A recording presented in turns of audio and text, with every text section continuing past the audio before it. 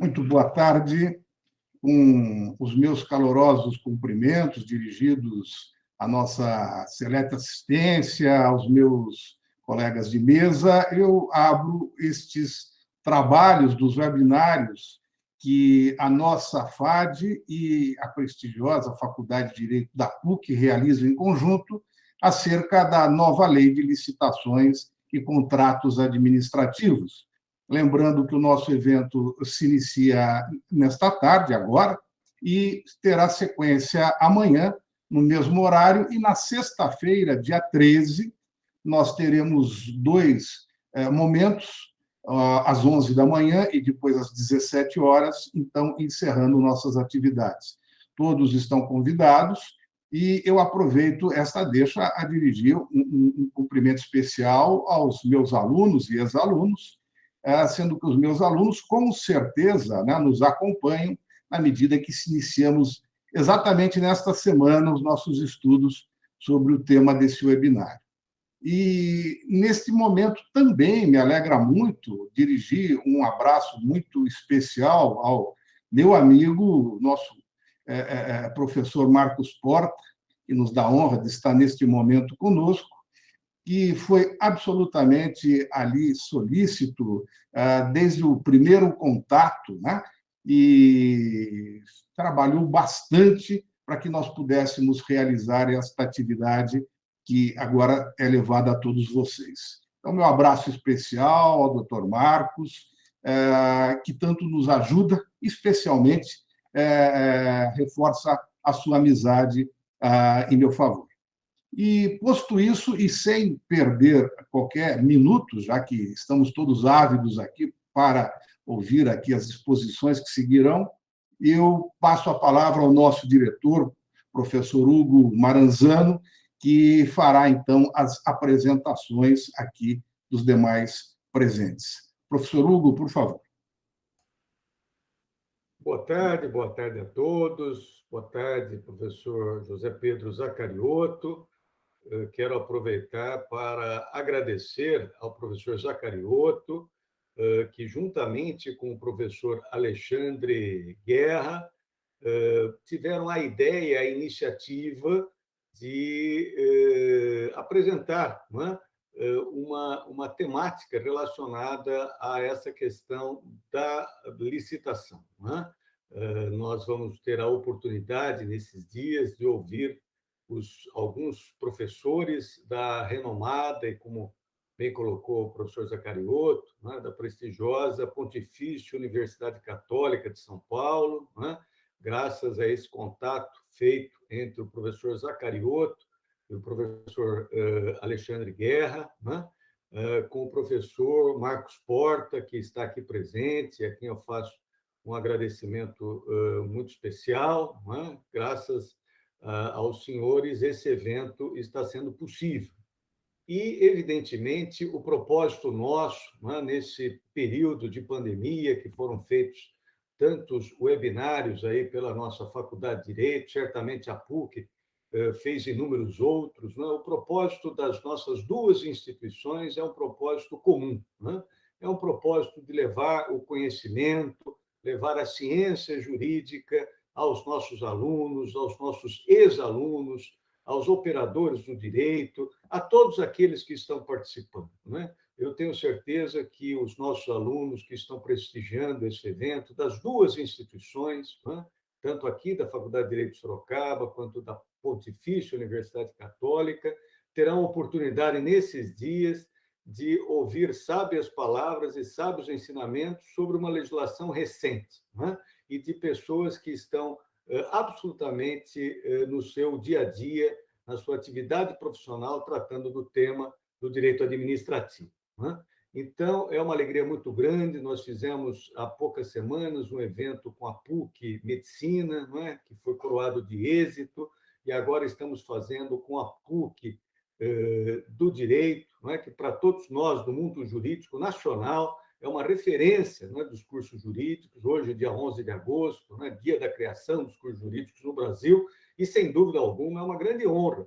E essa grande honra eu quero compartilhar com o professor Vidal Serrano Nunes Júnior, não é? Diretor da Pontifícia Universidade Católica de São Paulo, que nos confere a sua presença, que permite sua presença hoje aqui conosco, não é?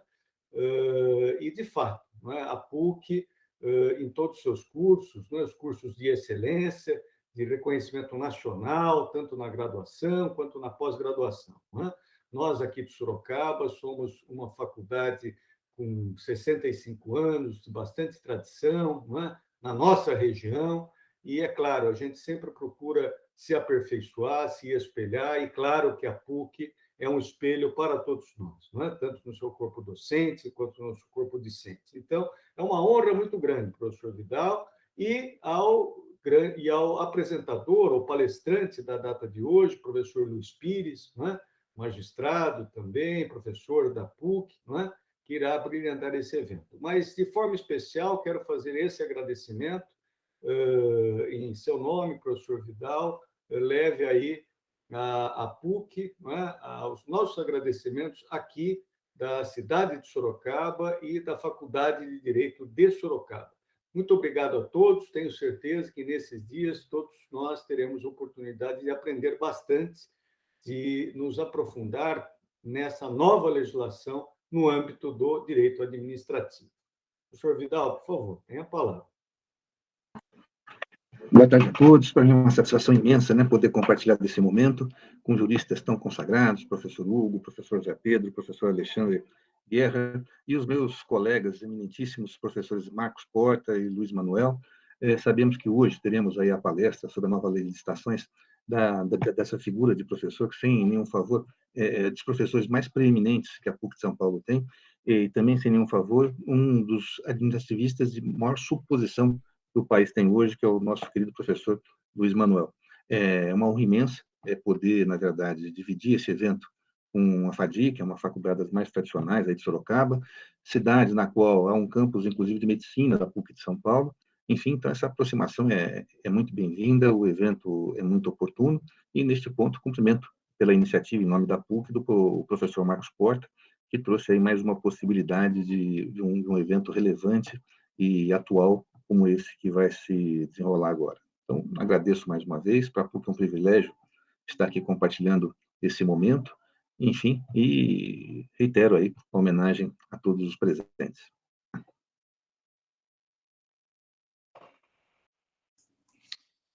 Cabe a mim agora apresentar, embora isso seja dispensável, pois, como o professor Vidal bem colocou, o professor Luiz Manuel se trata de jurista proeminente do direito administrativo, mas nós não poderíamos deixar, né, de trazer aqui ao conhecimento de todos a titulação esplêndida do nosso professor, que é mestre, doutor e livre-docente em Direito Administrativo pela PUC de São Paulo, onde leciona nos cursos de graduação e de pós-graduação. Além disso, o professor é autor de um sem número de obras, artigos jurídicos, todos extremamente festejados, como também é seu mais novo lançamento, um livro denominado Estados de Exceção, que, se for possível, professor, nós gostaríamos que o senhor reservasse um minutinho para, ao final, nos falar dessa nova obra, que, segundo o professor Alexandre, que já teve a possibilidade de lê-lo, é magnífico. Ninguém poderia perder a oportunidade de conhecer aí esta nova apresentação que o senhor nos faz aí. E o professor Luiz Pires, então, Luiz Manuel Pires, começará, né, dará início ao nosso evento, que terá, na tarde de amanhã, também o professor Alexandre, né, nosso querido professor Alexandre, expondo, e na sexta-feira o professor Marcos Porta, né, fechando ali o nosso evento. Então, professor, ávido por ouvi-lo, eu passo a palavra e deixo o senhor à vontade para conduzir, a partir de agora, o nosso evento. Olá, cumprimento a todos. Estão me ouvindo bem? Bom, inicialmente eu gostaria de agradecer ao convite formulado pela Faculdade de Direito de Sorocaba. Agradeço, então, em nome do professor Hugo Maranzano, pelo convite que me foi formulado. Agradeço também ao professor responsável pelo direito administrativo da casa, o professor Zacarioto. É com muita gratidão que eu recebi o convite, por intermédio de outro professor da casa, um grande amigo, um irmão de jornada, que é o professor Alexandre Melo Guerra. Tenho também a enorme satisfação de me encontrar aqui com o diretor da minha faculdade, professor Vidal Serrano Nunes Júnior, que, além de diretor da minha faculdade, eu tive a honra de contar com ele como representante do direito constitucional na minha banca de livre docência. Então, ter sido arguido para mim, por ele, no ano passado, na conclusão dessa etapa, desse processo da livre docência, foi muito especial e é com muita satisfação que eu conto com ele hoje aqui também na abertura, e com o Marcos Porta, amigo aí de longa jornada, desde a Escola Paulista da Magistratura, início das atividades acadêmicas na PUC já há tanto tempo. Então, estou cercado aqui principalmente de grandes amigos, e não é à toa que tenho a generosidade de tantas palavras aqui que excedem os meus méritos, decorre com certeza dessa amizade que eu tenho por todos vocês. Agradeço, professor Zacarioto, especial, a referência ao livro, que é decorrência da livre docência, que trata do autoritarismo de direita e autoritarismo de esquerda em ascensão pelo mundo inteiro, objeto de estudo, exposição na livre docência, com a participação do professor Vidal na banca, e posso, sem dúvida nenhuma, já publicamente agradeço e me coloco aqui à disposição no final do evento ou qualquer outra ocasião para falar a respeito sobre esse tema, que é um tema tão candente, um tema que cruza ciência política e direito, né, direito público em especial. Mas, pensando aqui no foco agora, imediatamente, do nosso encontro, a lei de licitação, eu aproveito até para cumprimentar e pedir desculpas que eu havia deixado passar o Fabiano, que faz aqui toda a parte técnica dos bastidores, e eu vou contar com ele logo mais para poder fazer a apresentação aqui de um roteiro. É um roteiro que eu não vou tratar de cada ponto especificamente, para não ficar muito longo.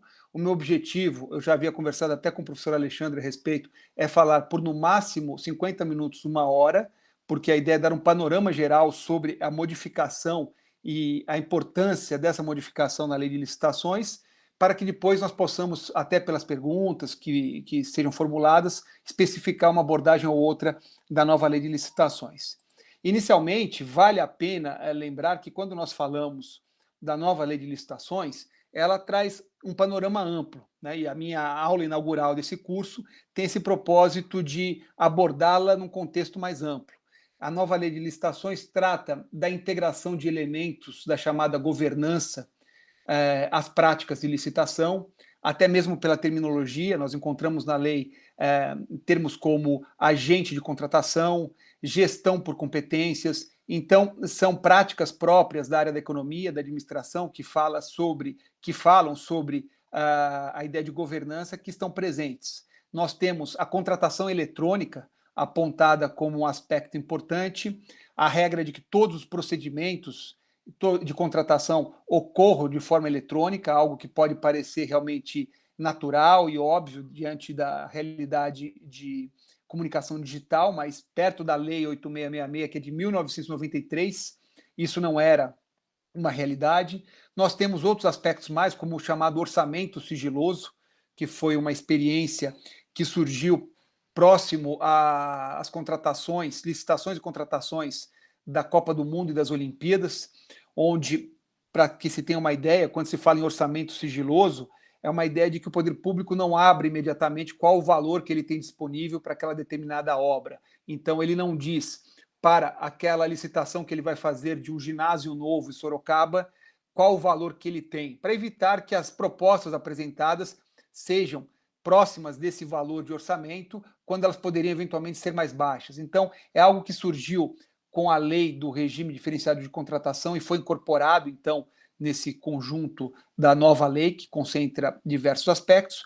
Nós temos as modalidades de licitação, talvez aí seja a principal razão, principal elemento motivador, porque vários outros pontos, os que eu já adiantei, inclusive, como contratação eletrônica, orçamento sigiloso, eram pontos que já eram resolvidos por uma lei ou por outra, mas aqui houve uma intenção de redefinir as modalidades de licitação, e vai ser o tema central da minha abordagem hoje, as modalidades de licitação. Mas antes, passando aí por dentro de um panorama, outros aspectos importantes da nova lei, vale destacar os critérios de julgamento, né? Como que o julgamento da licitação deve acontecer.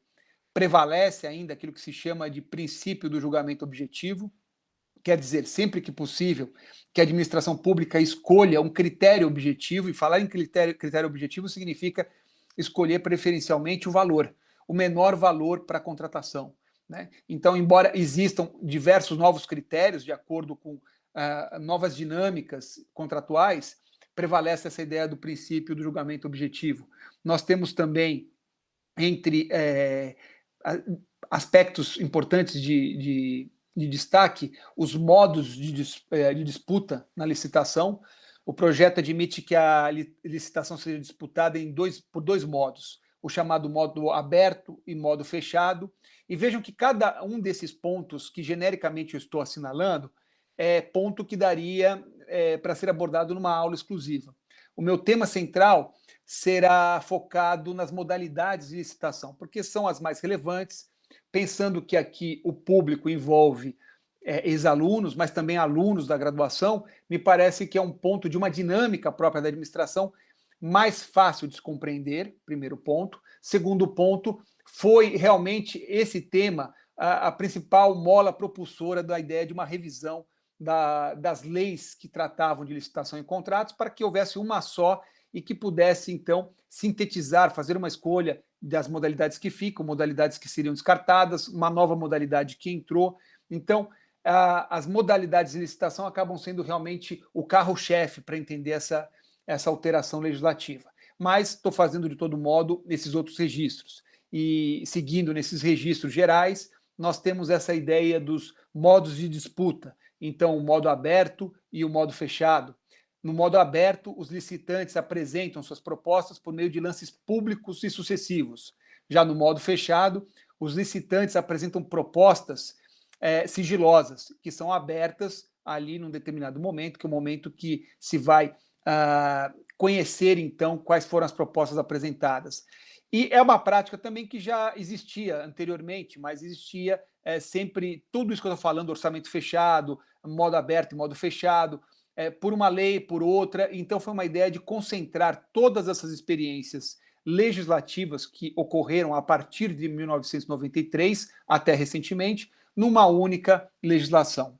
Nós temos também, para fazer o registro, a ideia de contratação integrada e semi-integrada.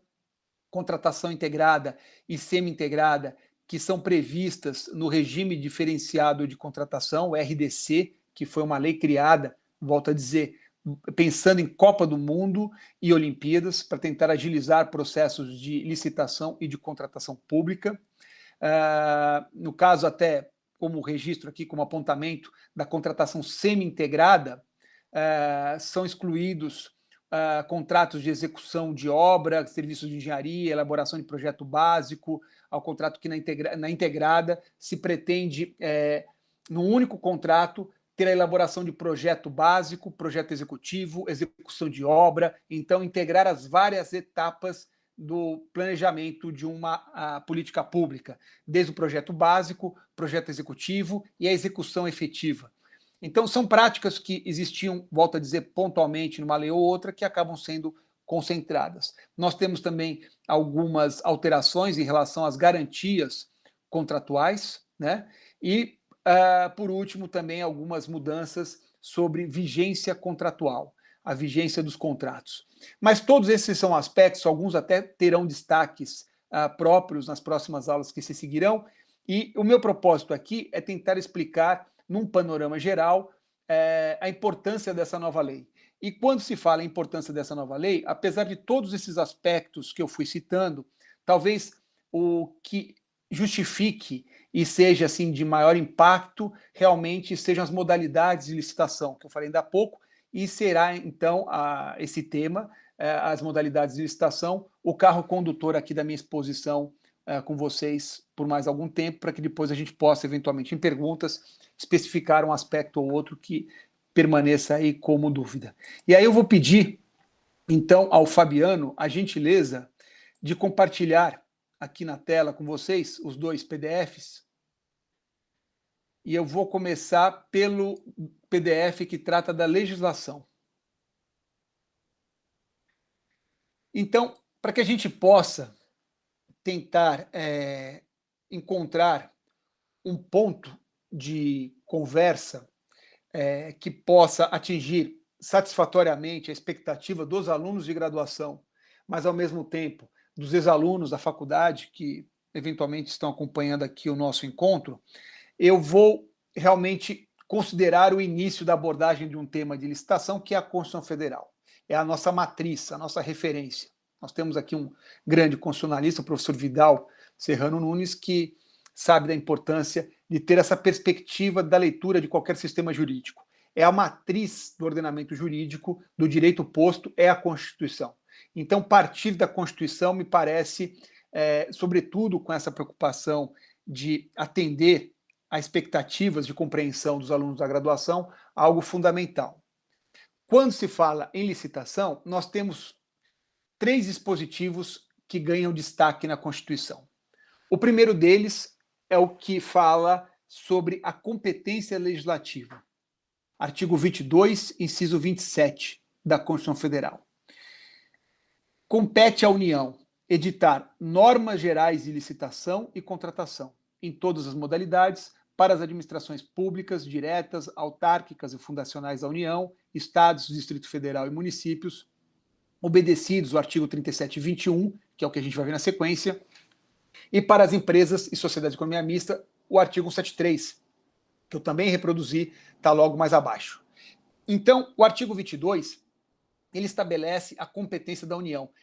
E eu queria chamar a atenção de vocês para um aspecto que é muito importante, que é uma ideia de excepcionar na Constituição Federal a noção de entes federativos e a capacidade de cada ente de produzir a sua própria norma sobre a gestão da coisa pública, para definir que, em relação à licitação, a lei seria federal. Então, a lei seria editada pela União. O que eu quero dizer com isso? De um modo geral, e o professor Zacariotto sabe aqui a dificuldade que nós temos no início da abordagem do direito administrativo para os alunos da graduação, os alunos se ressentem da dificuldade de encontrar um código, como tem o Código Civil, como tem o Código Penal, um Código de Processo Civil, e essa dificuldade é uma dificuldade que decorre da característica do direito administrativo regulamentar a vida dos entes federativos. Se ele regulamenta a vida dos entes federativos, significa que eu não posso ter um código nacional, porque não só a União, mas os estados e todos os municípios têm, em princípio, a sua competência legislativa para dizer como eles vão cuidar dos bens públicos, como eles vão cuidar das transferências de uso dos bens públicos a particulares, como que os seus servidores públicos serão tratados em seus regimes ou estatutário ou regime da CLT com os toques de direito público. Então, a definição de políticas públicas, lógico que aí voltando até a importância do direito constitucional, a matriz é a Constituição. Só que essa matriz constitucional, ela reconhece que se o país se organiza de uma forma que se compõe por entes federados, quer dizer, entes que têm autonomia para disciplinar a sua própria vida, em princípio, cada qual edita as normas da disciplina da coisa pública. Por isso que não é possível ter um código de direito administrativo, que facilitaria muito a vida do professor de direito administrativo, mas não é possível porque, respeitada a matriz constitucional, o município de São Paulo tem uma lei de servidores públicos que não vai coincidir necessariamente com o município de Sorocaba, que não coincide com o município de Pindamonhangaba e por aí afora. Então, cada município, cada estado e a própria União tem, respeitados os horizontes traçados pela Constituição, as suas competências e as suas possibilidades.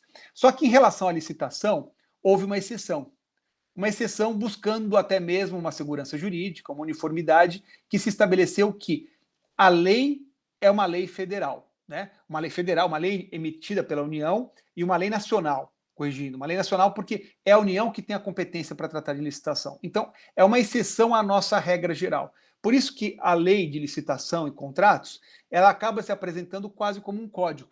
Não é um código de direito administrativo, porque ela não trata de todo o direito administrativo, mas é um código que trata de um capítulo do direito administrativo, que são os contratos e as licitações.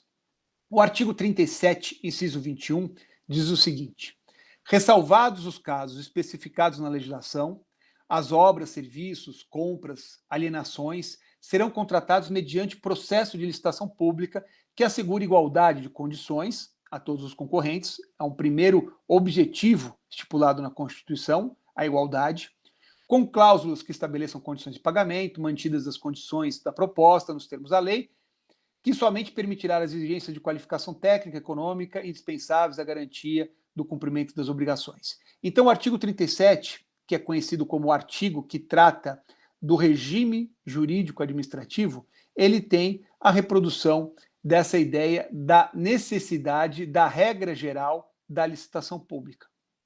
As ressalvas à licitação pública são as situações que nós chamamos de dispensa e inexigibilidade de licitação. Provavelmente tema aqui no seminário de um outro encontro com vocês. E o artigo 173 trata dos casos previstos na Constituição, a exploração direta da atividade econômica pelo Estado, que também dependerá de licitação em contratos, mas dentro de um estatuto próprio de uma empresa estatal que explora a atividade econômica. Para que possam entender essa introdução do tema, a gente precisa compreender o seguinte: a administração pública, ela tem a titularidade de várias atividades, de várias competências, são chamados serviços públicos. A administração pública pode transferir a execução para empresas estatais, então empresas estatais vão executar o serviço público, mas a administração pública pode, a par dessa ideia dos serviços que são públicos e que são passados para particulares por meio de licitação, etc. e tal, as empresas, o poder público pode se fazer presente na atividade econômica. Então, ele pode se fazer presente na atividade econômica como uma exceção. Ele só pode atuar na atividade econômica quando, de acordo com a Constituição, voltando aqui para o artigo 173, há uma necessidade para os imperativos da segurança nacional ou há um relevante interesse coletivo. Então, são circunstâncias em que a administração pública deixa as suas missões públicas para atuar junto ao mercado.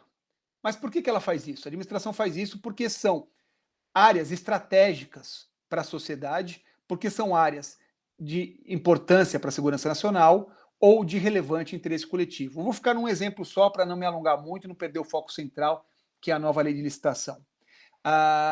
Instituições bancárias.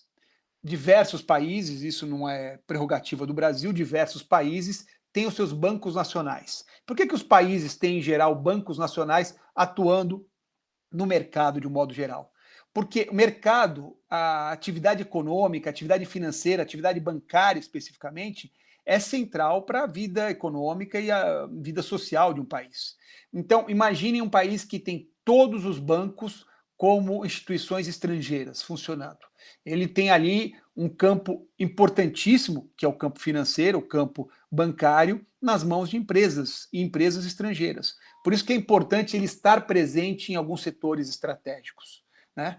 E o fato é, estando presente junto à atividade econômica, ainda que a administração tenha que atuar com o dinamismo próprio da atividade econômica, tem que carregar algo do regime jurídico de direito público. Por isso que esse artigo 173 prevê que, ainda assim, há uma necessidade de licitação em contratos, mas de acordo com a situação específica de atuar a administração junto à atividade econômica. Por fim, lá embaixo, se o Fabiano puder descer mais um pouquinho, Fabiano. O motivo, então, de uma revisão da lei de licitações e uma revisão para que em uma lei a gente pudesse especialmente concentrar o seguinte: a Lei 8666, que foi a lei inicialmente editada para cumprir aquele artigo 22 da Constituição que eu me referi agora há pouco. Era a lei, é ainda, porque ela ainda está em vigor, mas foi a lei que inaugurou, então, essa ideia de uma disciplina nacional, né, pensando, lógico, num paradigma mais recente, foi a lei nacional que tratou das licitações e contratos, a Lei 8666 de 93. Em 2002, quer dizer, bons anos depois de práticas da administração pública, mas, sobretudo, diante de novas tecnologias, veio a Lei do Pregão, que ganhou uma repercussão nacional incrível. Vários municípios, estados, a própria União usando com muita frequência a lei do pregão, que criou uma modalidade específica, que é o pregão, que nós vamos ver. E depois, perto das Olimpíadas e da Copa do Mundo, com a necessidade de ajustar alguns aspectos específicos, foi editada a Lei 12.462, de 2011, que é chamada de Regime Diferenciado de Contratação. Por que Regime Diferenciado de Contratação? Porque foi uma lei que surgiu inicialmente com um tempo de vida definido. A lei se aplicaria às Olimpíadas e à Copa do Mundo. E, de acordo com os termos da própria lei, passado esses dois eventos, todos os mecanismos utilizados perderiam força e nós voltaríamos, então, a 8666, com as suas modalidades, e mais a lei do pregão. Acontece que muitos aspectos trazidos pela Lei 12.462 foram considerados aspectos importantes que trouxeram dinamismo novo para a administração pública. Então, essa lei, que originalmente tinha esses focos, ela foi gradualmente emendada para dizer, bom, ela se aplica também para a construção de infraestrutura da administração penitenciária, presídios. Ela se utiliza também para a infraestrutura de unidades para a saúde pública. Então, várias alterações legislativas mudaram a sobrevida da lei. Ela, que tinha um marco definido no tempo, ela passou a ser aplicada indistintamente, mas para campos específicos, sem muita razão de ser do porquê você aplicar essa lei em alguns campos e não aplicar em outros. Você ter essa lei convivendo com pregão, que é uma modalidade específica, que concorria com modalidades da 8666. Então, as modalidades, eu já vou dizer o que são modalidades, mas as modalidades de licitação, elas passaram a ter uma concorrência entre si por leis marcadas no tempo. 1993, 2002, 2011 são as três principais, mas tem outras pontuais, mas leis que marcadas no tempo, de acordo com experiências e aquilo que precisava ser dispensado, aquilo que precisava ser valorizado, recursos tecnológicos antes inexistentes, um conjunto de experiências que levaram à produção de normas marcadas no tempo em momentos diferentes e que acabavam quase que concorrendo, entrando em conflito entre si. Essa é a principal motivação para uma lei que pudesse encerrar essas três e redefinir modalidades, redefinir aspectos importantes e aproveitar o que cada qual trouxe de experiência positiva, né, numa nova lei de licitação. Bom, lógico que numa lei dessas, aí há o aproveitamento para que outros aspectos sejam trazidos como novidades, portal de contratações públicas e outros aspectos mais que existem como novidades na lei. Mas a revisão das modalidades e a redefinição das modalidades, tudo numa única lei, foi o principal elemento motivador dessa transformação. E eu vou pedir, então, ao Fabiano a gentileza da gente mudar agora isso. Para as novas modalidades de licitação, a extinção de duas em especial, tomada de preços e convite, e o acréscimo de uma nova, que é o diálogo competitivo, algo que não existia, inclusive, na nossa legislação. Então, eu vou tomar especialmente esse elemento motivador da revisão, que foram as modalidades, para ter essa aula inaugural, essa aula de introdução à nova lei. Mas, de novo, aí, em respeito aos alunos da graduação e mesmo aos ex-alunos que não atuam especificamente na área do direito público, alguns conceitos preliminares são importantes. Então, um deles é a definição de licitação. Licitação é um procedimento administrativo para vender, comprar, alugar bens, obras, serviços, para transferir a execução de um serviço público a um particular, né? Então, é o instrumento da dinâmica da administração pública, de compra e venda de bens e serviços, de locação de bens e serviços. E tem três objetivos fundamentais na 8666 que estão presentes na nova legislação, ainda que a nova legislação tenha um rol muito mais extenso, mas esses três elementos nucleares são elementos implícitos do próprio ordenamento jurídico. A ideia da melhor contratação para a administração pública, que se associa à ideia da eficiência, o princípio da eficiência, que está lá no artigo 37 da Constituição Federal. Então, toda licitação ela tem por objetivo evidente a melhor contratação ao poder público. Nesse ponto, a gente pode fazer o paralelo com qualquer dinâmica da atividade privada. Uma empresa contrata outras empresas visando o quê? O melhor para si. Então, vai contratar uma empresa que vai desenvolver o sistema de comunicação de TI, vai procurar a melhor empresa que possa oferecer aquilo. Agora, tem um aspecto próprio do direito público que não está presente nas dinâmicas do direito privado, que é o segundo objetivo, a igualdade de condições entre os administrados. Como os recursos são públicos, a administração não pode escolher ela especificamente quem ela quer contratar. Daí a ideia da licitação, oferecer igualdade de condições entre os interessados, para evitar justamente que aquele que é o gestor, o responsável pela administração pública naquela ocasião, faça contratações com seus aliados políticos, contratações com aqueles que vão dar apoio político, econômico às suas campanhas, etc. e tal. Então, a ideia da coisa pública, o princípio da res pública, a ideia do próprio Estado de Direito, da impessoalidade do Estado de Direito, levam a essa noção de uma igualdade de condições a todos que vão contratar com a administração pública, com o Estado.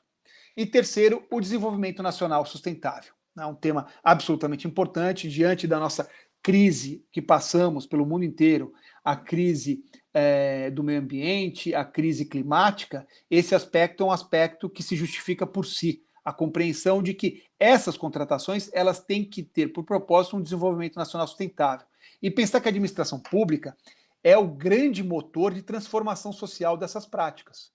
Vejam que uma empresa pode anunciar o seu compromisso social de compra e de comercialização de produtos que respeitam o meio ambiente. É uma ação individual daquela empresa. Lógico que se for uma empresa multinacional, uma empresa de grande impacto econômico, ela tem um grande impacto de transformação. Mas o Estado continua a ser, no mundo inteiro, o agente mais forte em termos de mobilização de novas práticas. Se o Estado diz que só vai contratar a compra de material escolar, considerando padrões de produção que respeitem o meio ambiente, então toda a produção de material reciclável, ele está transformando, mobilizando grandes setores e grandes empresas para atenderem às suas demandas. Se ele resolve que em produtos que ele vai contratar para expansão de rodovias precisa ter selo de qualidade comprometido com o meio ambiente, são várias construtoras, várias empresas no Brasil inteiro, até fora, que acabam mudando seus padrões de produção, quando já não mudaram antes, em vista do objetivo de contratar com o poder público. Então, feitas essas observações, vamos seguir para entender o seguinte. Eu vou passar direto aqui para a ideia de modalidades, que esse é um ponto para destravar eventual incompreensão sobre o que eu estou falando até esse momento, quando eu destaco as modalidades. O que são modalidades de licitação? São procedimentos.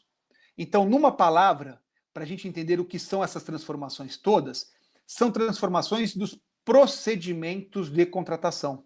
Como é que eu faço para contratar? Qual é o procedimento para contratar? Primeiro eu vou verificar as condições dos interessados, ou primeiro eu analiso as propostas? Se eu analiso as propostas, essas propostas são depositadas numa caixa e depois eu vou abrindo para ver qual foi a melhor proposta, ou eu faço um leilão? Eu abro e falo, bom, olha, o professor Alexandre apresentou a melhor proposta. Bom, agora o professor Marcos Porta está oferecendo aqui publicamente uma redução do seu valor. Como é que eu faço? Né? É fechado? É aberto? Eu mostro antes quanto que eu tenho de orçamento ou não mostro? Então, como se dá o procedimento é o tema das modalidades. Eu vou pedir a vocês 3 segundos só para acender a luz, que eu estou percebendo que está baixando aqui a luz, está ficando escuro. 3 segundos, um minutinho.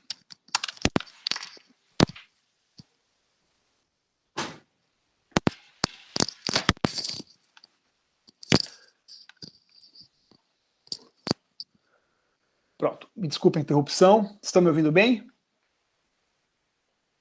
Fabiano, tá tudo bem?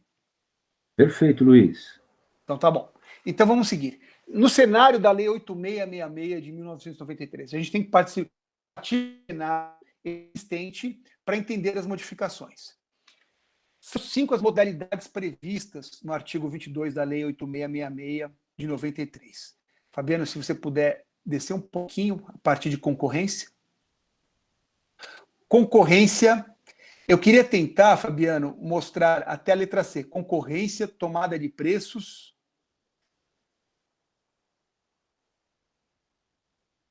Um minutinho aqui para o Fabiano adaptar para o tamanho.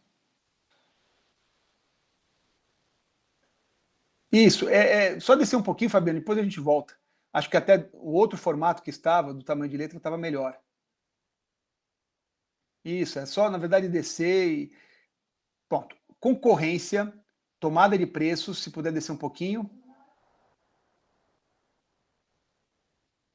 E convite. Então, a gente volta lá para a primeira. Concorrência, tomada de preços e convite. Eu falei de 5 modalidades, mas eu queria que vocês percebessem o seguinte.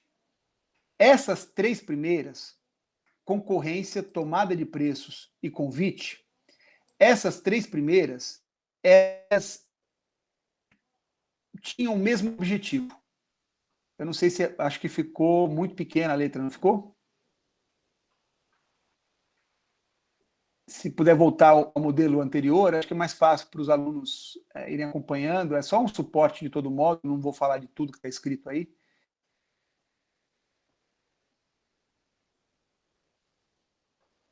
Se puder aumentar um pouquinho o tamanho. Isso, então vamos lá.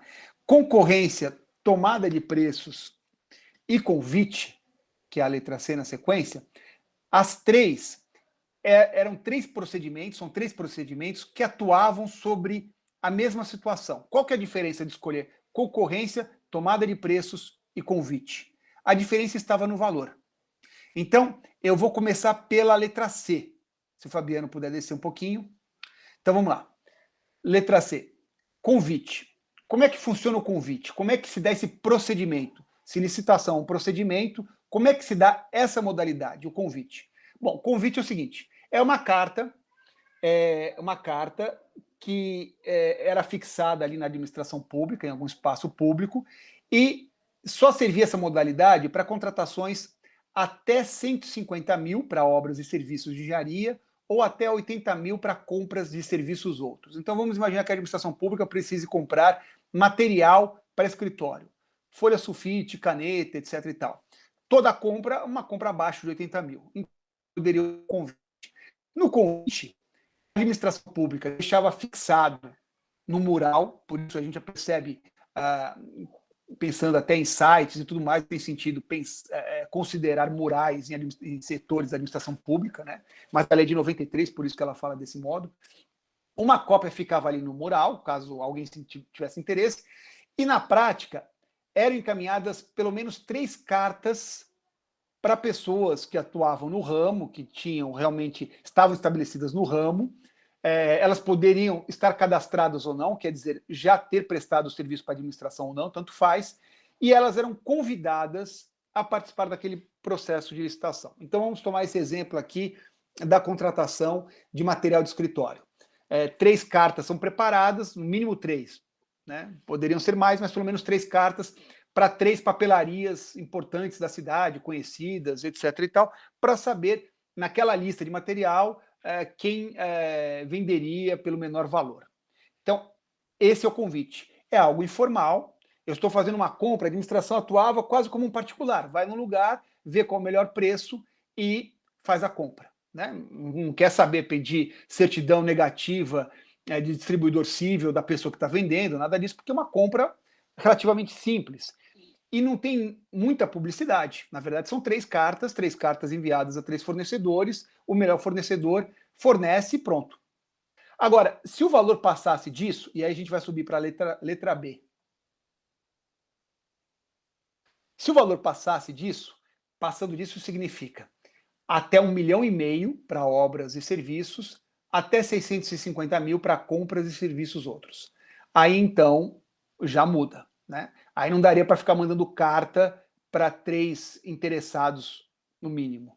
Aí a situação é diferente. Aí, nesse caso, a administração pública publica um edital de licitação dizendo que ela pretende contratar para compra de tais produtos ou então para execução de tais serviços.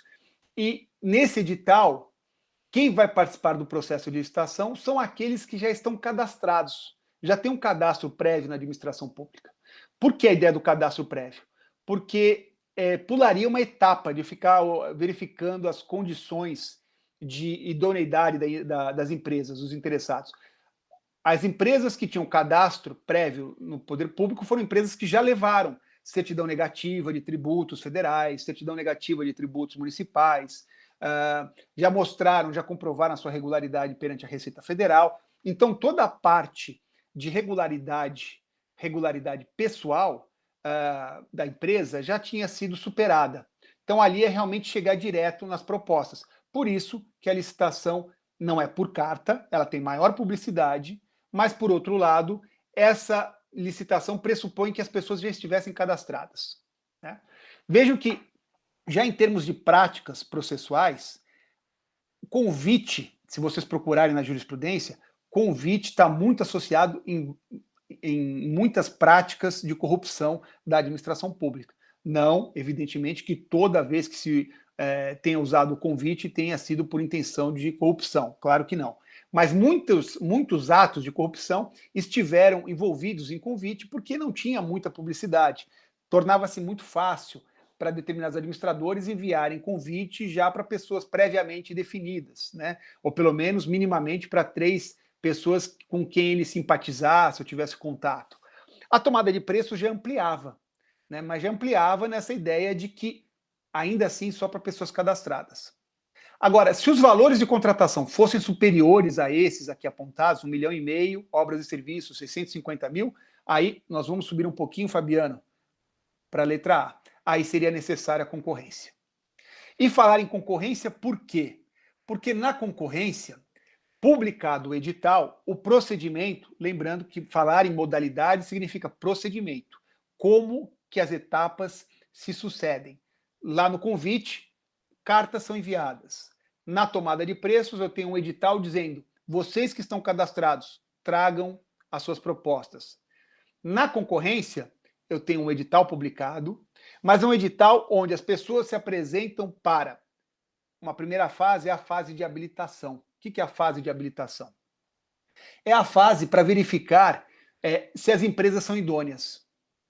E sendo as empresas idôneas, aí sim se olha, em relação àquelas que foram consideradas idôneas, aí sim a administração pública olha as propostas de cada qual.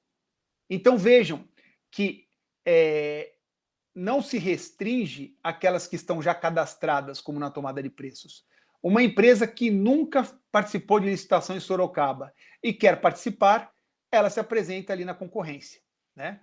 Lógico que as empresas que têm interesse descobrem que teria uma tomada de preços, ela pode correr e se cadastrar, enfim. Né, tem um prazo, inclusive, tinha um prazo na Lei 8666 que permitiria isso, né? Mas, de um modo geral, a abertura efetiva se dava pela concorrência, dizendo: pouco importa, aqui, estando cadastrado ou não, quem está cadastrado já cumpriu a primeira etapa. Quem não está, nós vamos verificar os seus documentos.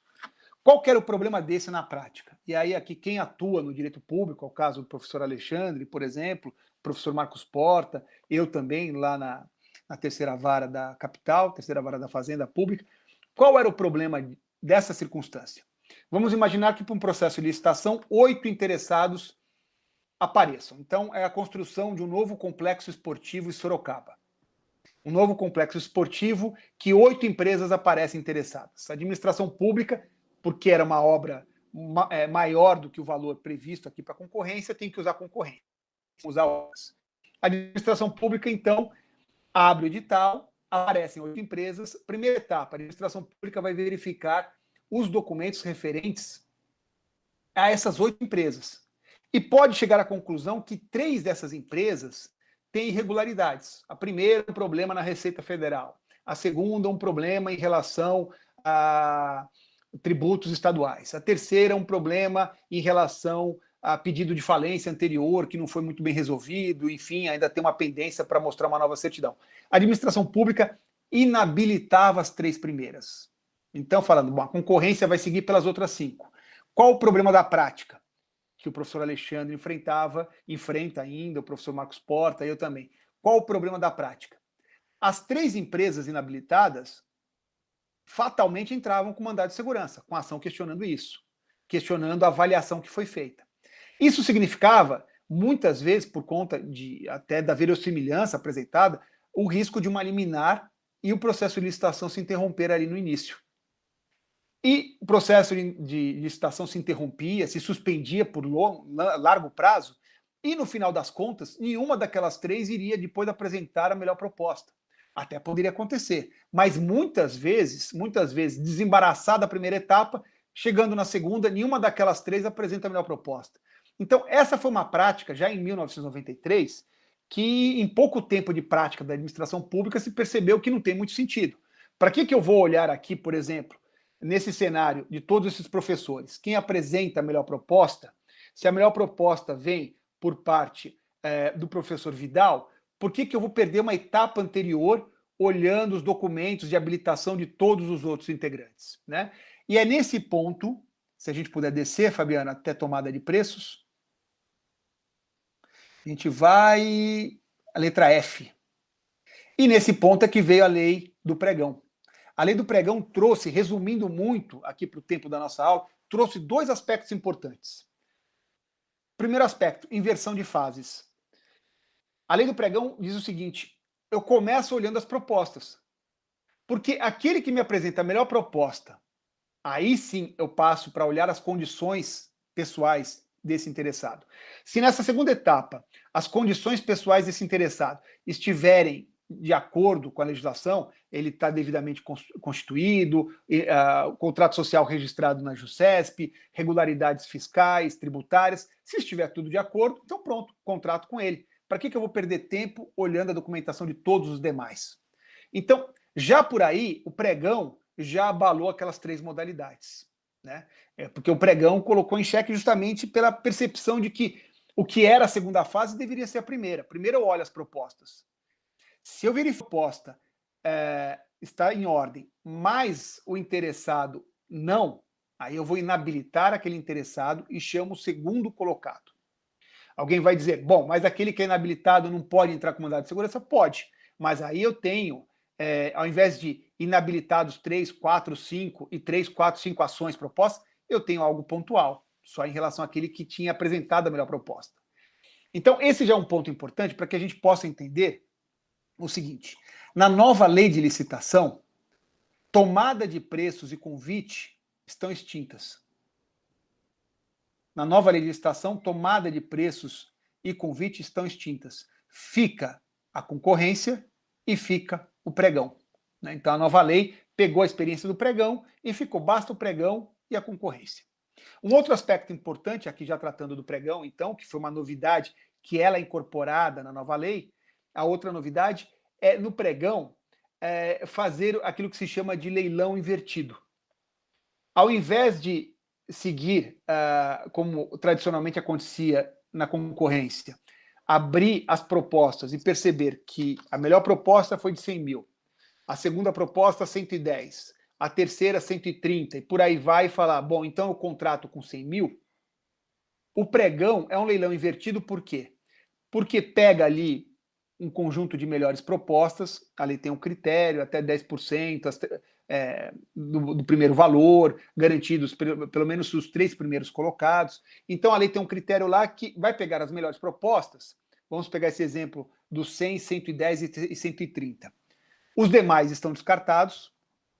Vamos pegar essas 3 melhores propostas e vamos fazer o seguinte, vamos fazer um leilão entre elas. Bom, 100, 110, 130. 110 e 130, vocês baixam as suas propostas? Vamos imaginar que o de 110 diga que pode fazer por 98. Aí, provavelmente, o de 100 mil fala que vai fazer por 95. O de 130 mil, que estava querendo garantir uma grande gordura ali na contratação, reconhece que pode ter interesse em apresentar uma proposta de 92. Então, o pregão também trazia, justamente por esse procedimento, a oportunidade de ampliar a efetividade da contratação.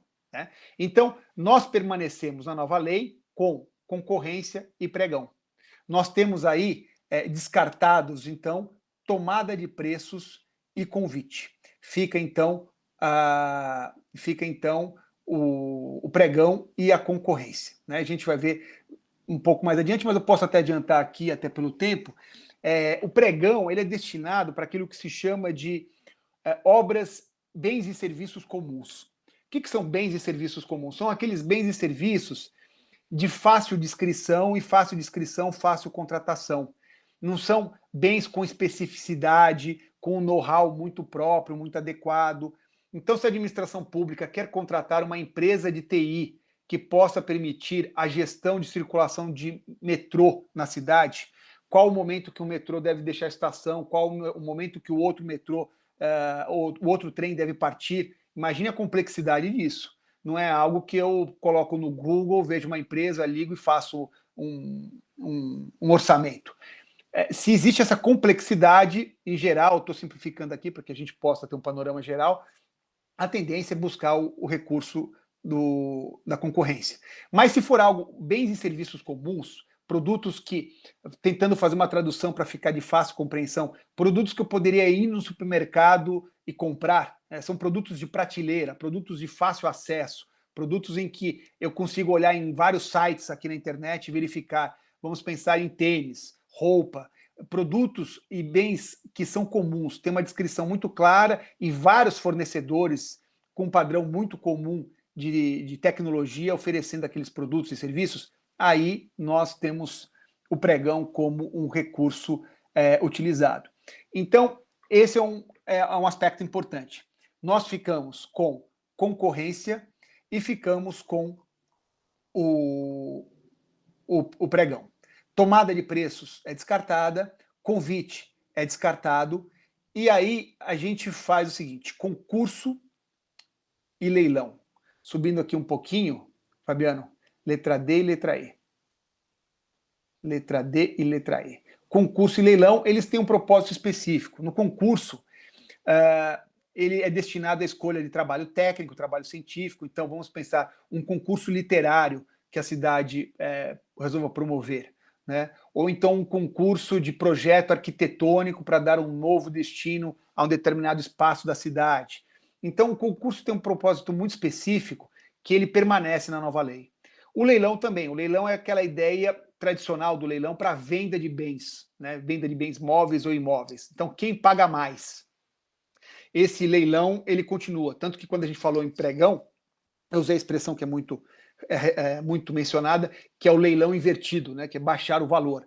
Porque o leilão tradicional é o leilão para venda de bens, venda de bens móveis ou imóveis, a administração pública continua utilizando normalmente. Então, a gente vai descer um pouquinho mais, aqui para a letra GHI.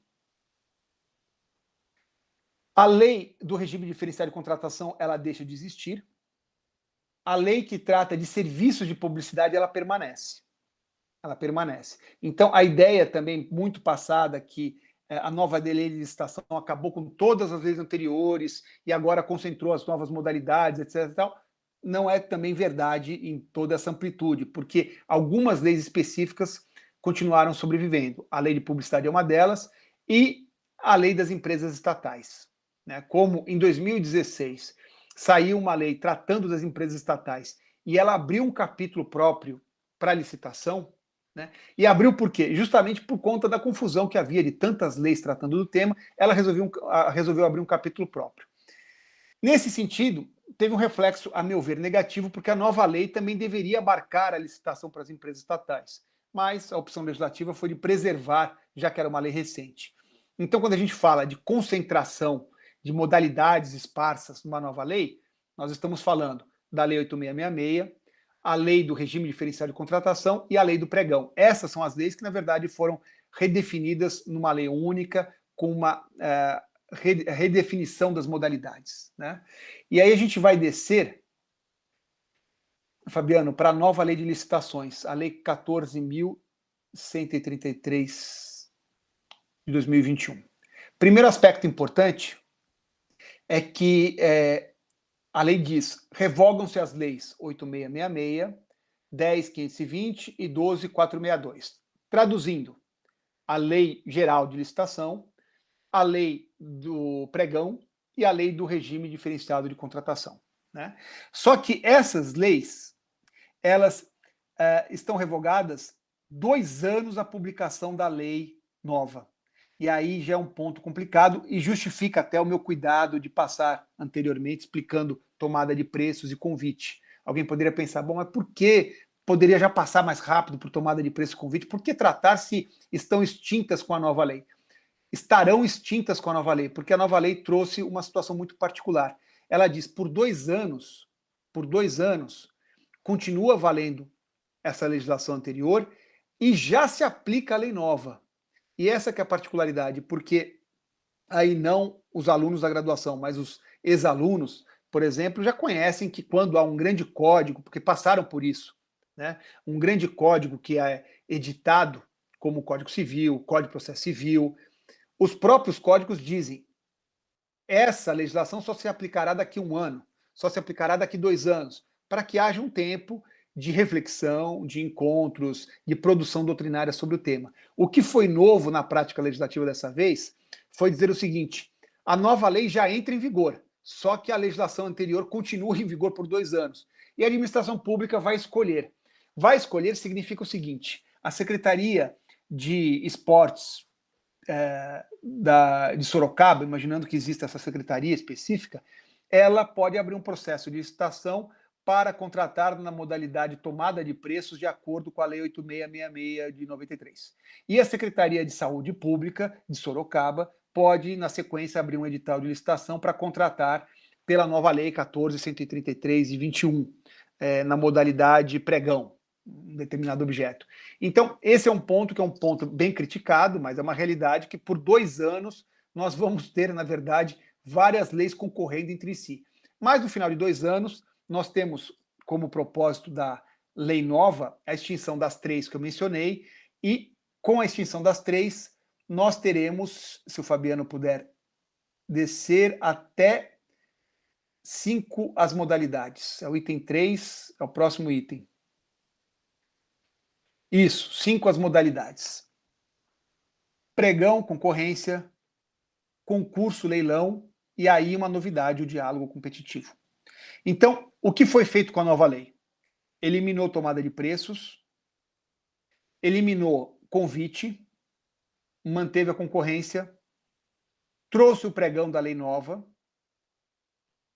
concurso e leilão, a gente viu lá em cima, tem propósitos muito específicos, não dava para eliminar. Se eu quero um novo projeto arquitetônico para saber o que fazer, por exemplo, pensando em São Paulo, com o elevado, né, o elevado João Goulart, se ele vai ser um novo parque linear, um parque suspenso.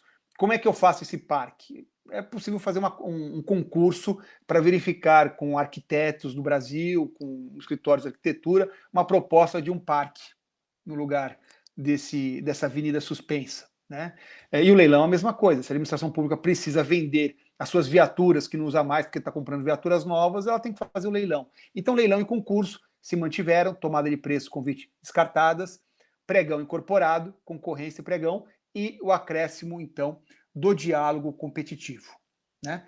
Se a gente puder descer para a letra A e B, pregão e concorrência. Então, a gente já viu que concurso e leilão têm propósitos muito específicos, são os mesmos propósitos da legislação anterior, continuam iguais, por isso que são modalidades que sobreviveram na nova lei, né? Não teria como serem descartados. E a gente tem, então, agora pregão e concorrência. Pregão, vou ler aqui com vocês. Pregão serve para... São 2 artigos na nova lei que definem o pregão. O pregão serve para aquisição de bens e serviços comuns. Continua aquela mesma ideia daquilo que é facilmente acessado, tanto por uma pesquisa na internet ou porque há muitos fornecedores, enfim. Então, o critério é um critério que pode ser o menor preço, né, ou maior desconto, são critérios de julgamento, né? O pregão não se aplica a contratações e serviços técnicos especializados de natureza predominantemente intelectual, nem a obras de engenharia, exceto as obras de engenharia, que faz menção aqui o artigo 6º, são obras de engenharia simples. Obras simples é possível aplicar o pregão.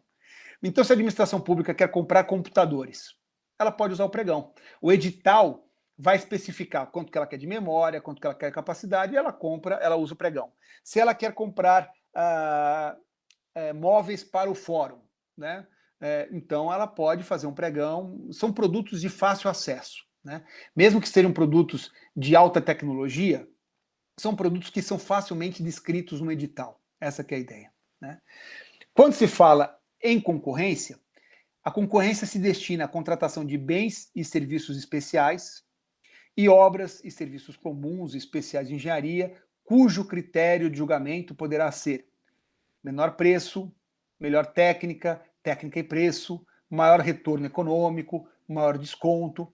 Então, principalmente por esses aspectos aqui de técnica e preço, mesmo quando se fala em retorno econômico, a gente percebe que há uma complexidade maior no produto que é preciso, muito provavelmente, usar também a ideia de análise técnica. Talvez alguém diga o seguinte, tenha percebido o seguinte, bom, mas no final das contas, qual é a diferença substancial de uma concorrência que vai usar a análise do menor preço e o pregão propriamente dito? E aí é um ponto de convergência. Na prática, esse é um ponto que a lei poderia ter utilizado só a palavra concorrência e considerado que quando a gente fala em menor preço, a gente usa um leilão invertido. A lei poderia ter feito isso facilmente, né? Mas ela manteve essa ideia de modalidades diferentes e há um ponto de convergência. Então há um ponto de convergência, de fato, nesse aspecto, né? Bom, eu queria, para poder me manter aqui no compromisso com vocês, fazer só o apontamento desse aspecto, que descendo um pouquinho, Fabiano, aqui, qual a diferença, né? Primeiro aspecto, a gente está falando aqui de pregão e concorrência, tá?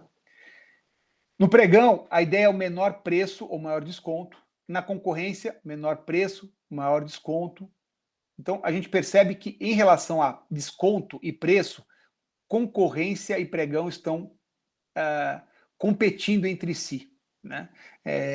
Para uma contratação que tenha por propósito o menor preço, se eu usar a concorrência ou se eu usar o pregão, na prática não terá diferença, né? Agora, se é algo que eu preciso, que aí sim deveria ser o sentido até da própria concorrência, analisar também a qualidade técnica do produto, né? Então vamos imaginar uma contratação de scanners corporais para serem utilizados em presídios, em unidades prisionais, e que haja ali alguma tecnologia muito específica que precisa também de uma avaliação técnica dos produtos. Aí, sem dúvida nenhuma, é concorrência, porque não é um produto de fácil acesso, um produto comum, né? Então, para isso que deveria servir a concorrência. Só que a lei estabeleceu que concorrência é o nome que se dá também quando se trata de menor preço ou de maior desconto. E é justamente nessas expressões que pregão e concorrência acabam coincidindo, né?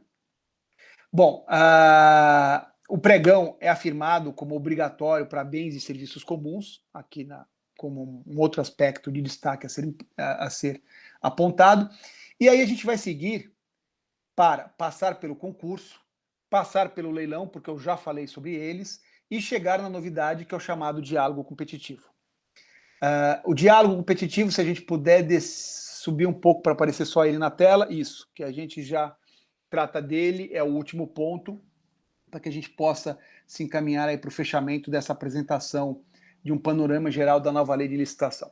Quando se fala em diálogo competitivo, nós estamos falando de contratações com ampla complexidade, né? Então, aqui existem algumas possibilidades de objeto dessa contratação. 1, a inovação tecnológica ou técnica. 2, a impossibilidade do órgão ou ente da administração pública de encontrar todas as soluções. 3, impossibilidade das especificações técnicas serem definidas previamente pela própria administração. Eu vou dar um exemplo que eu acredito que ilustre o propósito do diálogo competitivo. O diálogo competitivo ele já existe na Europa, em diversos países, Portugal, Inglaterra, França, mas são experiências muito recentes também.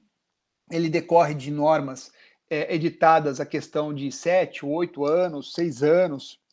Então, uma experiência muito recente mesmo para os países europeus.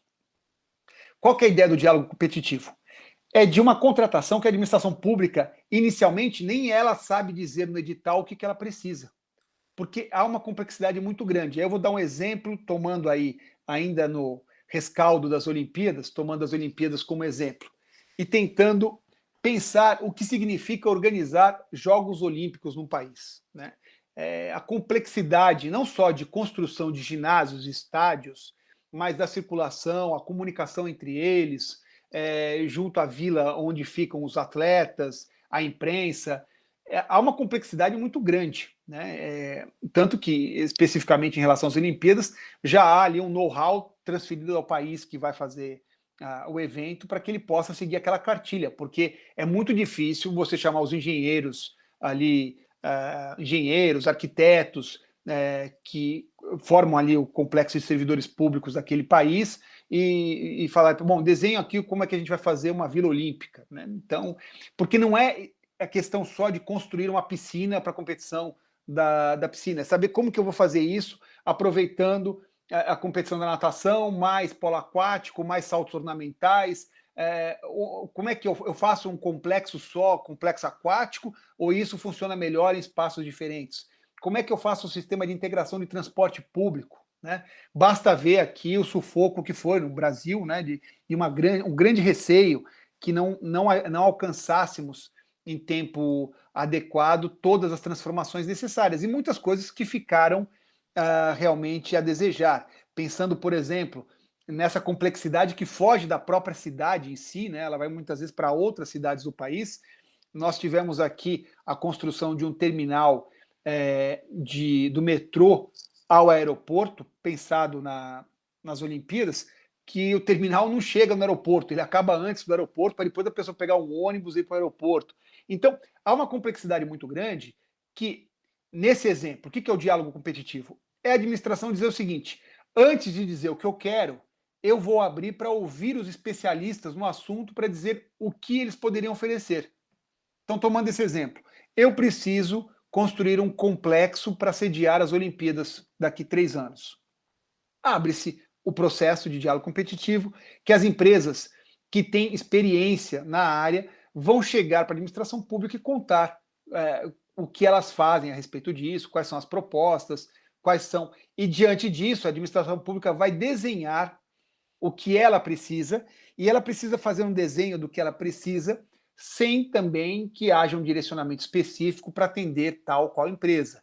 Então, é um desafio muito grande, porque precisa contemplar a possibilidade daquele desenho do que ela precisa, contar com a possibilidade de vários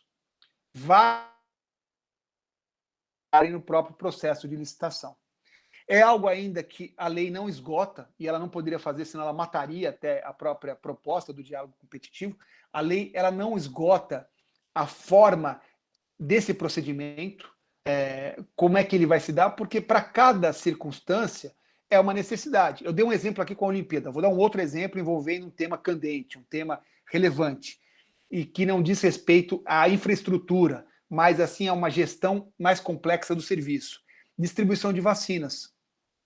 Pensando preventivamente para os anos vindouros, né, como medida preventiva da Covid-19 e influenza, de outras doenças, como é que a gente pode se organizar de uma forma eficiente na administração pública para que haja a possibilidade de enfrentamento de aplicação das vacinas e, recorrentemente, todo ano, renovando as vacinas que precisam ser aplicadas, com a informação das pessoas sobre a importância disso, como um compromisso social e de expansão dessa proteção que a imunidade bem aplicada ela pode proporcionar. Como fazer isso, né? Muitas vezes essa complexidade de informação e de logística de distribuição, para que um estado não receba mais do que o outro, para que vacinas não passem da validade porque não há pessoas a serem vacinadas ali, porque todas já foram vacinadas, em outros lugares faltam vacinas. Aquilo que, na verdade, nós estamos vendo num plano nacional de crise, né, de crise e de negacionismo da ciência e de medidas contra a própria ciência, na verdade, a gente precisaria do quê? Do extremo oposto. Né? Do extremo oposto, poderia até a administração falar, no caso até da saúde pública, para contemplar esse enfrentamento, já há um know-how até que razoável para que isso aconteça. Né? Mas pensando até em situações futuras, para que haja uma maior eficiência, eventualmente o diálogo competitivo poderia desenhar uma forma de gestão, aí no caso não é da infraestrutura, mas é um caso de gestão de um serviço público. Né? Então, o diálogo competitivo, ele contempla inúmeras possibilidades, ele não serve para contratações simples, e ele tem, então, um campo muito aberto e não fechado na lei sobre o seu procedimento, como se dá tudo isso, porque para cada realidade eu tenho paradigmas diferentes. Vejo que no primeiro exemplo hipotético, pensando em Olimpíadas, eu vou juntar para conversar com pessoas que atuem na engenharia, na arquitetura, em tecnologia de informação, especialistas em esportes, para que eles possam dizer também sobre o complexo aquático, o complexo para arco e flecha, etc. e tal, como é que vai fazer isso, né? Já no outro exemplo, no caso da saúde, eu preciso ter entre os especialistas pessoas capacitadas em temas que dizem respeito à imunidade, que dizem médicos da área de saúde que possam tratar, que possam trazer referenciais importantes para que isso possa ser construído com eficiência. Então, para que a gente possa sintetizar e fechar essa exposição, eu queria deixar esse registro que, além de diversos aspectos pontuais que foram surgindo na lei do pregão, na lei do regime diferenciado de contratação, experiências positivas que foram incorporadas à nova lei, como eu falei logo no início, né, sobre situações envolvendo orçamento fechado, contratação integrada, semi-integrada.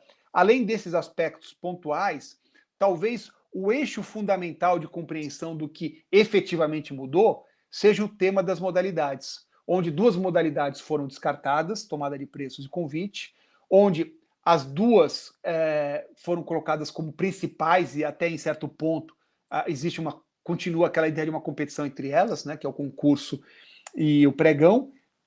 Se manteve a concorrência e o pregão, se manteve o concurso, porque ele tem um propósito específico, o leilão, porque tem um propósito específico, e se trouxe algo novo, que ainda é difícil dizer se vai realmente funcionar, se não vai funcionar, que é o diálogo competitivo, que ele tem uma aplicação muito específica, muito bem delineada para situações de obras ou de serviços que demandem ouvir a administração pública. E aqui vale até um ponto, em termos de finalização da minha exposição, sobre o diálogo competitivo, que isso não é um demérito para a administração pública. A administração pública não precisa ter um corpo de funcionários e de servidores públicos que conheçam absolutamente de tudo, até daquilo que não diga respeito à sua rotina ordinária. Então, não preciso ter especialistas em Olimpíadas se as Olimpíadas acontecem no país 1 ou 2 vezes na sua história. Né? Então, não há essa necessidade, não é pela premissa de alguma ineficiência ou incapacidade da administração. É pela premissa de que ninguém sabe tudo e que é preciso, em algumas situações onde a iniciativa privada tem, alguns setores, a experiência adequada, pode trazer isso como algo a ser aproveitado pelo poder público, no desenho do que ele precisa. Tal como grandes empresas, muitas vezes, têm realmente muito a aprender com a administração pública quando querem definir internamente processos de investigação, processos de punição de servidores públicos. É muito comum notícias que circulam de grandes empresas que cometem aberrações em termos de devido processo legal e garantias fundamentais, porque não faz parte da vida dessas empresas. É nesse ponto que elas precisam também aprender com o poder público aquilo que diz respeito a algo que não é da sua rotina. Então, o diálogo competitivo ele vem como uma inovação nesse sentido, daquilo que são pontos que a administração pública não precisava contemplar, não precisava conhecer, e ela se rende a essa realidade e vai construir com setores da iniciativa privada a compreensão do que lhe é mais adequado às suas necessidades. E com essas considerações, eu acredito que me mantendo aqui na promessa inicial aos professores, eu encerro aqui a minha fala, agradeço mais uma vez a oportunidade de estar aqui presente, a honra que eu tenho de não só ser muito bem recebido por professores aqui da casa, o professor diretor administrativo, o diretor da casa, mas também de estar acompanhado aqui de dois eminentes professores, que são o professor Vidal e o professor Marcos Porta. Professor Luiz Manuel, a nossa assistência que lhe deve gratidão, e eu quero parabenizá-lo pela brilhante exposição, absolutamente clara, lúcida e completa. Eu fico particularmente grato porque vou ter muito maior facilidade na exposição que se seguirá agora na nossa graduação aos meus alunos, que já estarão aí muito instruídos acerca da temática abordada. E, professor, a primeira pergunta que eu gostaria de dirigir seria algo que, na realidade, eu acho que é compartilhado por todos aqueles que focam o tema. Nós aí vimos nos vários webinários que foram realizados, né, sobre licitações e contratos, naturalmente sobre a nova lei, uma divisão de opiniões. Nós vimos ali doutos que aplaudiam entusiasticamente a nova lei, ali vendo nela um avanço aí, efetivo, né, real, e outros que minimizavam aí os benefícios da nova lei, dizendo que, no máximo, seria uma amálgama bem feita ali das leis antigas, né, que não são vigentes ainda, e temperada aí pela a adoção de posições sedimentadas na jurisprudência do TCU e dos tribunais superiores. Eu gostaria que o senhor me dissesse qual é a sua visão acerca da nova lei. Ela é tudo isso que alguns ali juram, né, em termos de novidade, de evolução, ou será que nem tanto ao mar, nem tanto à terra? Como o senhor vê a nova lei? Eu agradeço a pergunta, professor Zacariotto. Eu vislumbro mais, eu tenho a tendência a ficar mais nessa última posição, nem tanto ao mar, nem tanto à terra, porque tentando fazer um paralelo, ainda mais que alunos da relação possam compreender, o que a lei fez foi mais ou menos como atualizar um aplicativo. Aquele aplicativo que já estava ali no celular já estava funcionando, não tinha nenhum impedimento a continuar a usar aquele aplicativo, mas atualizando vem umas funcionalidades melhores. Então, a lei ela foi muito positiva em descartar convite, tomada de preços, a parar com aquele discurso recorrente de inversão de fase. Agora a gente não fala mais inversão de fase, porque todas as fases se começa pelas propostas para depois se falar na habilitação. Tanto na concorrência quanto no pregão, a gente começa pelas propostas, não tem mais isso. Então, a gente até para de falar de inversão de fases, porque agora a fase normal é começar pelas propostas para depois ir para a habilitação. Então, aqueles pontos que eram pontos que realmente travavam na legislação antiga, eles foram superados, né? A lei contempla, como é muito comum quando vem uma lei nova sobre um tema que já há um código, uma lei anterior, ela contempla aspectos da jurisprudência, né, que, na verdade, não são acréscimos significativos.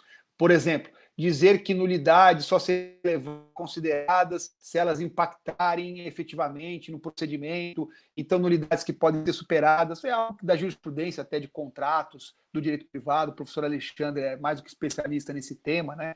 Então, a lei também trouxe algumas consolidações jurisprudenciais sobre o tema. Ela teve esse propósito grande, como eu falei, de eliminar modalidades que deveriam já ser descartadas, de alterar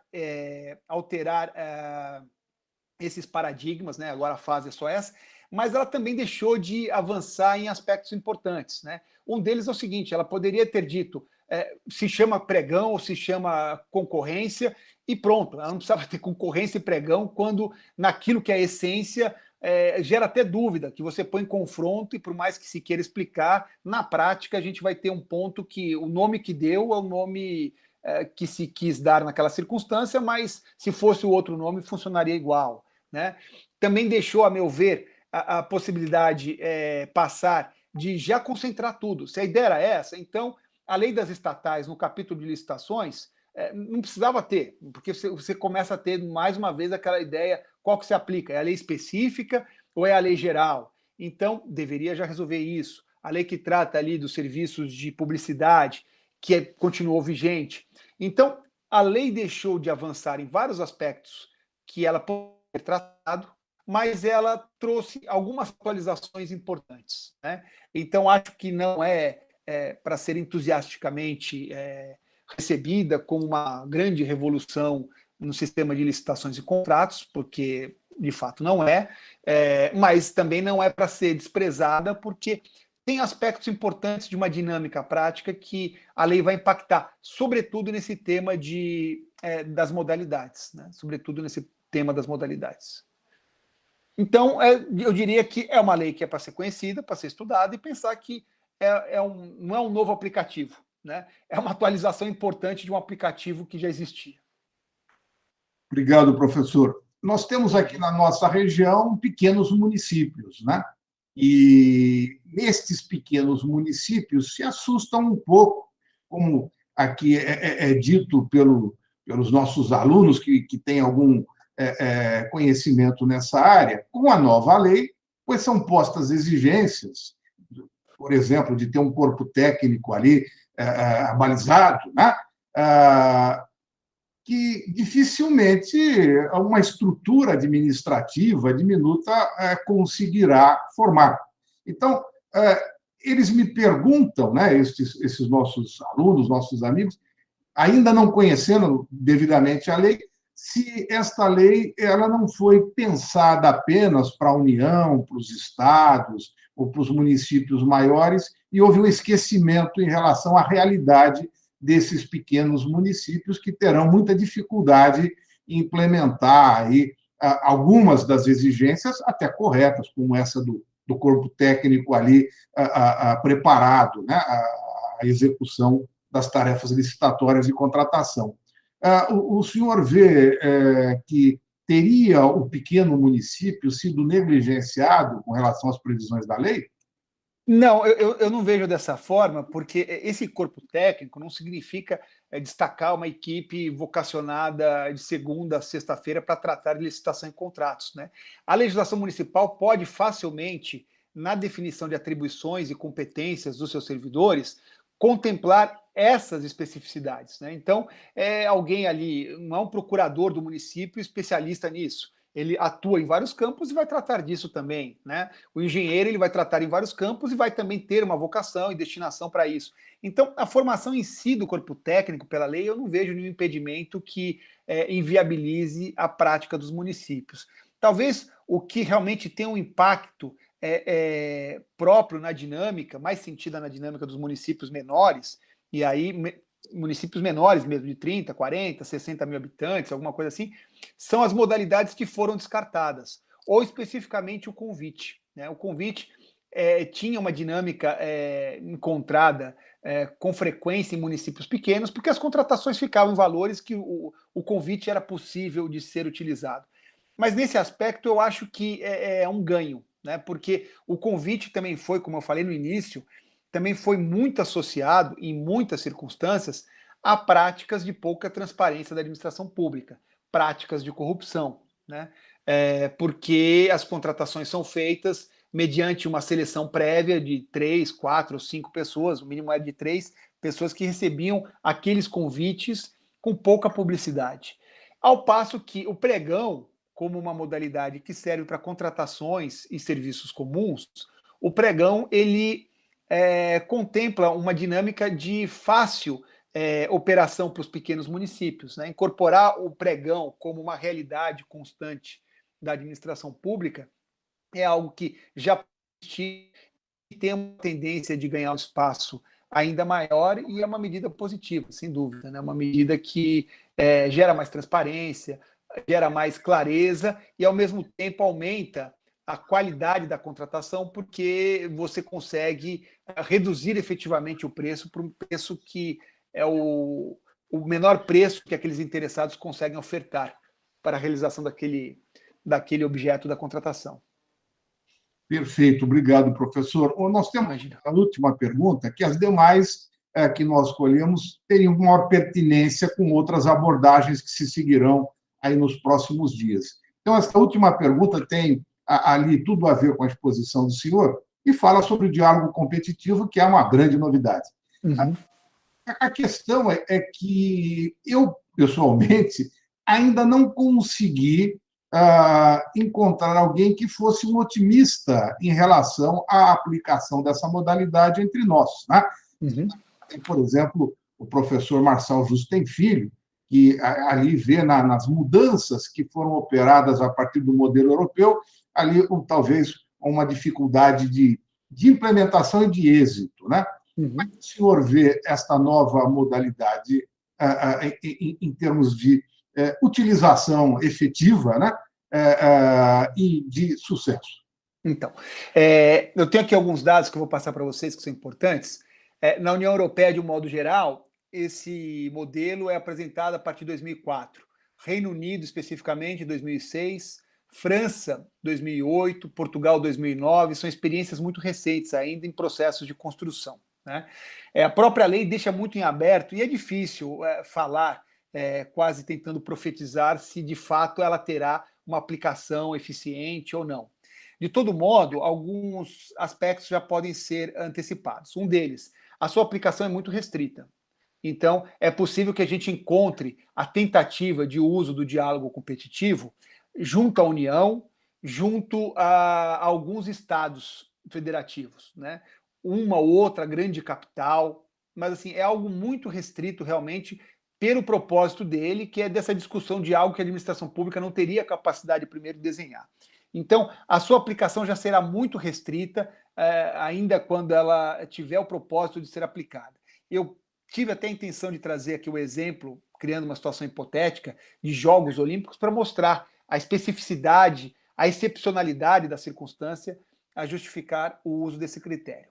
Outro ponto importante é que, para essa modalidade, outro ponto importante diz respeito ao que vem, ao que virá implicitamente junto com a escolha dessa modalidade, que são dois elementos, ou dois princípios do direito administrativo que se intensificam na escolha dessa modalidade. O primeiro é o princípio da fundamentação.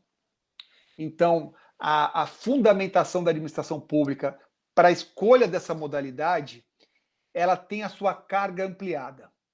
Então, vamos imaginar o seguinte: a administração pública diga, preciso comprar máscaras e álcool gel para as escolas públicas, unidades públicas da estrutura aqui da administração municipal, e pronto, a motivação é isso, para abrir um processo via pregão, né, modalidade pregão. Então, é muito simples. Álcool gel, máscara, são produtos comuns. Então, eu posso usar o pregão, tem necessidade, a necessidade está no contexto da pandemia, e 3 linhas está motivada a fundamentação do porquê da contratação, mostra-se que há orçamento, a previsão, e pronto, o edital é desenhado. Para a escolha do diálogo competitivo, 3 linhas não bastam. A administração pública tem um ônus de fundamentação muito mais amplo, né? Tem que dizer o porquê dessa necessidade, o porquê que o seu corpo técnico não consegue vislumbrar, o porquê que a modalidade concorrência no critério melhor técnica ou técnica e preço não são os meios, não é a modalidade adequada, né? Porque o diálogo competitivo ele é vislumbrado quando a concorrência no aspecto técnica e preço não é uma possibilidade, né? Então, qual é a grande particularidade, o grande desafio a justificar? Isso leva a uma carga de fundamentação muito ampla. Por isso que eu tomei até o exemplo das Olimpíadas, para mostrar que é uma complexidade efetiva de algo que não se diz, eu vou contratar com tal ou qual empresa, porque nem tais empresas eventualmente conhecem como operacionalizar. É preciso sentar numa mesa e ouvir experiências de empresas diferentes para poder desenhar o que é necessário. Então, o princípio da fundamentação, ele se intensifica em relação à sua exigência. O segundo ponto importante é o princípio da transparência, né? Lógico que o princípio da transparência por si já não é pouca coisa, sobretudo num país que tem aí flertado com autoritarismo, como a gente tem presenciado, decretando sigilo de informações as mais elementares, de uso de helicópteros, circulação de parentes em Palácio de Planalto, etc. e tal, já não é um princípio por si muito bem trabalhado pela administração pública. Mas pensando nesse trabalho que se faça da administração pública em relação ao princípio da transparência, eu diria que a escolha pelo diálogo competitivo intensifica também as razões da sua escolha. O porquê, como naquele exemplo que eu cogitei de um efetivo desenvolvimento logístico de distribuição de novas doses de vacinas para o ano que vem, essa complexidade de distribuição e aferição dos locais que precisa de mais e precisa de... Por que precisa de um diálogo competitivo? Por que a estrutura atual não é efetivamente suficiente? Em aquelas situações que nós temos, até no padrão normal de transparência da administração pública, que ela dá uma fundamentação, ela está expondo, mas ela não quer muito conversar sobre aquilo, é aquilo que ela está anunciando e pronto, a carga da transparência aqui para o diálogo competitivo é muito maior. Então, para resumir aqui, diante da pertinente pergunta que foi formulada, eu diria que, primeiro, a sua aplicação será restrita a poucas circunstâncias que justifiquem essa necessidade do diálogo. Segundo, princípios do direito público que já são aplicados normalmente, eles se intensificam, eles dobram em exigência. E aí são dois princípios. Princípio da fundamentação, do porquê da escolha desse caminho, e princípio da transparência, o porquê que esse caminho é o melhor, quais são os dados que se tem, sobretudo para evitar, diante do diálogo competitivo, que o resultado dele seja o direcionamento da licitação para um determinado parceiro que veio ali compartilhar as suas experiências, porque a licitação poderia ser desenhada de modo que só um contemplasse as necessidades expostas.